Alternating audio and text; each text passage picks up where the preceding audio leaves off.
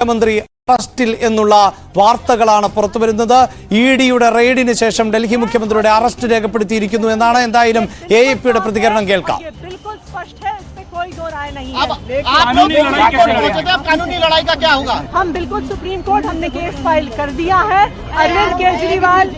अरविंद केजरीवाल के अरेस्ट को क्वॉश करने का केस सुप्रीम कोर्ट में फाइल कर दिया है। अभी उसकी अर्जेंट मेंशनिंग के लिए हमारे वकील सुप्रीम कोर्ट जा रहे हैं। हम ये डिमांड करेंगे कि आज रात को ही इस केस की सुनवाई हो। ഡൽഹി മദ്യനയ കേസിൽ ചോദ്യം ചെയ്യുന്നതിന് വേണ്ടി നിരവധി തവണ ഇഡി വിളിപ്പിച്ചിരുന്നുവെങ്കിലും അതിന് തയ്യാറായിരുന്നില്ല അരവിന്ദ് കെജ്രിവാൾ. പിന്നീട് ഹൈക്കോടതിയെ അടക്കം സമീപിക്കുകയായിരുന്നു കെജ്രിവാൾ ചെയ്തിരുന്നത്. എന്നാൽ അരവിന്ദ് കെജ്രിവാളിന്റെ അറസ്റ്റ് തടയാൻ ഹൈക്കോടതി തയ്യാറായില്ല. ഇപ്പോഴിതാ മേൽക്കോടതിയെ അടിയന്തരമായി സമീപിച്ചിട്ടുണ്ട് എന്ന് പറയുമ്പോൾ പോലും അറസ്റ്റ് രേഖപ്പെടുത്തി എങ്കിൽ തീർച്ചയായും നിയമ നടപടികളുമായി ഇനി മുന്നോട്ട് പോകുന്നു.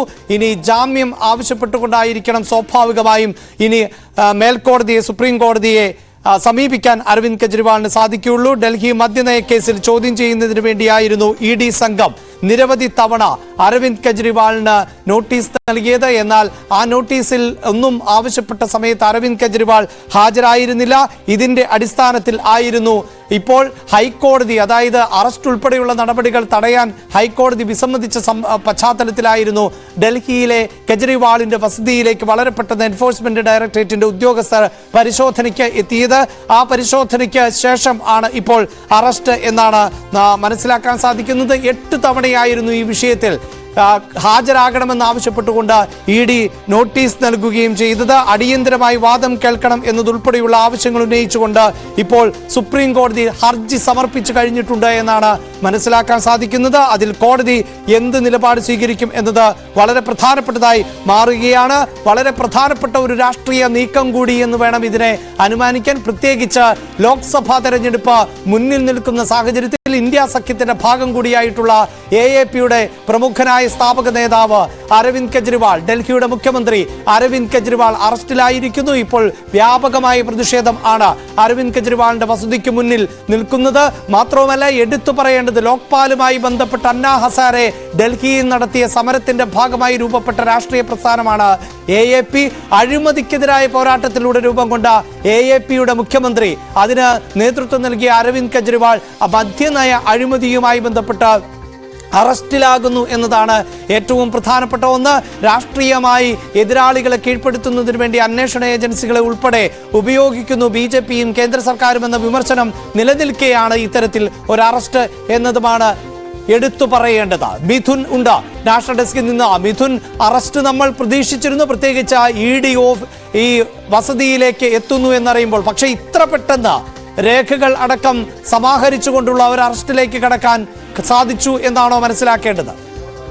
അഭിലാഷ്, തീർച്ചയായും അത് തന്നെയാണ്. അതായത് നേരത്തെ തന്നെ നമുക്കറിയാമായിരുന്നു അരവിന്ദ് കെജ്രിവാളിനെ അറസ്റ്റ് ചെയ്യുമെന്നുള്ളൊരു അഭ്യൂഹം നേരത്തെ തന്നെ പുറത്തു വരികയും ചെയ്തിരുന്നു. അത് മുന്നിൽ കണ്ടുകൊണ്ട് തന്നെയായിരുന്നു ഓരോ തവണയും ഇഡി നോട്ടീസ് നൽകുകയും ചെയ്ത് അന്നൊക്കെ തന്നെ അദ്ദേഹം ഒഴിഞ്ഞു മാറുകയും ചെയ്തു. അതായത് അറസ്റ്റ് മുന്നിൽ കണ്ടുകൊണ്ട് തന്നെയായിരുന്നു കൃത്യമായി രാഷ്ട്രീയ പ്രേരിതമായിട്ടുള്ള വിഷയമാണ്, അതുകൊണ്ട് ഹാജരാകില്ല എന്ന് ചൂണ്ടിക്കാണിച്ചുകൊണ്ട് അദ്ദേഹം ആ നോട്ടീസിന് മറുപടി നൽകാതിരിക്കുകയും ചെയ്തത്. തുടർന്നാണ് 6 തവണ ഈ നോട്ടീസ് കെജ്രിവാൾ പിന്തള്ളിയോടുകൂടി കോടതിയെ സമീപിക്കുന്നത്. അതായത് റോസ് അവന്യൂ കോടതിയിലേക്ക് ഇഡി പോകുന്നു. ഇത്തരത്തിൽ നടപടിക്കെതിരെ, അതായത് ഈ ഒരു തീരുമാനത്തിനെതിരെ അദ്ദേഹത്തിനെതിരെ ഈ നടപടിയെ ചോദ്യം ചെയ്തുകൊണ്ട് ഇഡി രംഗത്ത് വരുന്നത് നമുക്ക് കാണുകയും ചെയ്യാൻ സാധിക്കുകയും ചെയ്തു.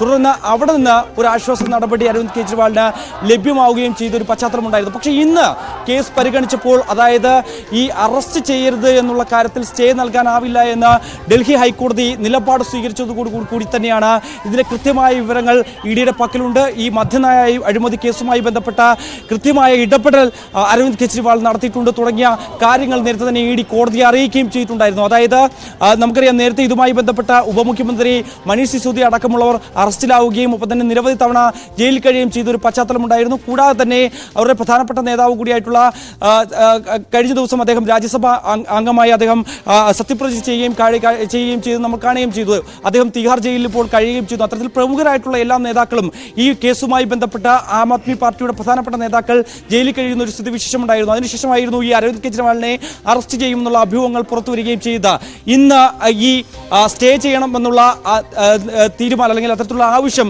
അത് ഹൈക്കോടതി തള്ളുകയും അത് വിസമ്മതിച്ചതോടു കൂടി തന്നെയാണ് ഉടനടി തന്നെയുള്ള അറസ്റ്റ് ഉണ്ടാകുമെന്നുള്ള അഭ്യൂഹങ്ങൾ പുറത്തുവരികയും ചെയ്ത് തുടർന്ന് വൈകിട്ട് 7 മണിയോടുകൂടിയാണ് ED സംഘം അരവിന്ദ് കെജ്രിവാളിന്റെ ഡൽഹിയിലെ വസതിയിലേക്ക് എത്തുകയും ചെയ്ത് തുടർന്ന് വലിയ പോലീസ് സന്നാഹം ആ മേഖലയിൽ വിന്യസിക്കുന്നത് നമ്മൾ കാണാൻ സാധിക്കുകയും ചെയ്തു. കൂടാതെ തന്നെ ആം ആദ്മിയുടെ പ്രധാനപ്പെട്ട നേതാക്കളെല്ലാം തന്നെ അവിടേക്ക് എത്തുകയും പ്രവർത്തകരുടെ ഒരു വലിയ നിരയും അവിടെ ഉണ്ടാവുകയും ചെയ്തു. ആദ്യം തന്നെ ED ഉദ്യോഗസ്ഥരെ അകത്തേക്ക് കയറ്റിവിടാൻ മന്ത്രിതല സംഘം സമ്മതിച്ചില്ല എന്നുള്ളൊരു ആരോപണം ED ഉന്നയിച്ചിരുന്നു. കൂടാതെ തന്നെ നോട്ടീസ് നൽകാനായി എത്തിയതാണ്, അതായത് ചോദ്യം ചെയ്യലിന് വീണ്ടും ഹാജരാകണമെന്ന് ചൂണ്ടിക്കാണിച്ചുകൊണ്ട് ഒരിക്കൽ കൂടി നോട്ടീസ് നൽകുന്നതിന് വേണ്ടിയാണ് തങ്ങൾ എത്തിയതെന്നാണ് 8-അംഗ സംഘം ED ഉദ്യോഗസ്ഥർ അറിയിക്കുകയും ചെയ്തത്. പക്ഷേ അദ്ദേഹത്തിന്റെ വസതി റെയ്ഡ് ചെയ്യണം എന്നുള്ള ആവശ്യം അവർ മുന്നോട്ട് വെക്കുന്നു. അതിനുള്ള വാറന്റ് തങ്ങളുടെ കയ്യിലുണ്ട്, അതുകൊണ്ട് തന്നെ കടത്തിവിടണം എന്നുള്ള ആവശ്യം മുന്നോട്ട് വെക്കുകയും ചെയ്തു. പിന്നീട് ഇത് അംഗീകരിക്കുകയും അദ്ദേഹത്തെ ഏകദേശം 2 മണിക്കൂറോളം ചോദ്യം ചെയ്തതിനു ശേഷമാണ് ഇപ്പോൾ അറസ്റ്റ് രേഖപ്പെടുത്തുകയും ചെയ്തിരിക്കുന്നത്. എന്തായാലും ഇത് നമുക്കറിയാം, ഈ തെരഞ്ഞെടുപ്പ് ആസന്നമായിരിക്കുന്ന സാഹചര്യത്തിൽ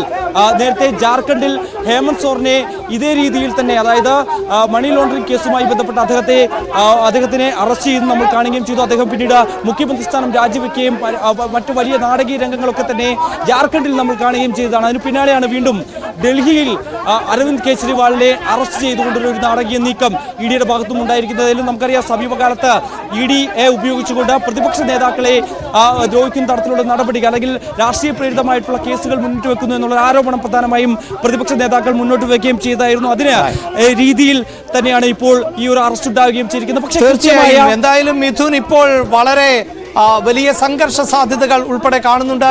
AAPയെ സംബന്ധിച്ചിടത്തോളം അങ്ങനെ സംഘടിതമായ ഒരു സ്വഭാവമില്ല എങ്കിൽ പോലും ഏറ്റവും കൂടുതൽ അനുഭാവികളുള്ളത് ഡൽഹിയിലാണ്. ഇത്തരത്തിൽ മുഖ്യമന്ത്രി അരവിന്ദ് കെജ്രിവാളിനെ അറസ്റ്റ് ചെയ്യുന്നുവെന്ന്, അല്ലെങ്കിൽ കെജ്രിവാളിന്റെ വസതിയിൽ ഇത്തരത്തിൽ പരിശോധന നടക്കുന്നു എന്ന് അറിഞ്ഞപ്പോൾ തന്നെ നിരവധി AAP പ്രവർത്തകർ അവിടെ തടിച്ചുകൂടിയിരുന്നു. യുവാക്കളുടെ ഒരു വലിയ നിരയുണ്ട് AAPക്ക്. സംഘടിതമായ സ്വഭാവമില്ല എങ്കിൽ പോലും വളരെ പെട്ടെന്ന് ഈ വസതിയിലേക്ക് അടക്കമൊക്കെ AAP പ്രവർത്തകർ ഇരച്ചെത്തുന്ന സാഹചര്യം കൂടിയുണ്ട്. പ്രദേശത്ത് ഇപ്പോൾ ഡൽഹിയിൽ ഇപ്പോൾ നിരോധനാജ്ഞ ഉൾപ്പെടെ പ്രഖ്യാപിച്ചിട്ടുണ്ട് എന്നാണ് അറിയാൻ സാധിക്കുന്നത്. മിഥുൻ, അത്തരത്തിൽ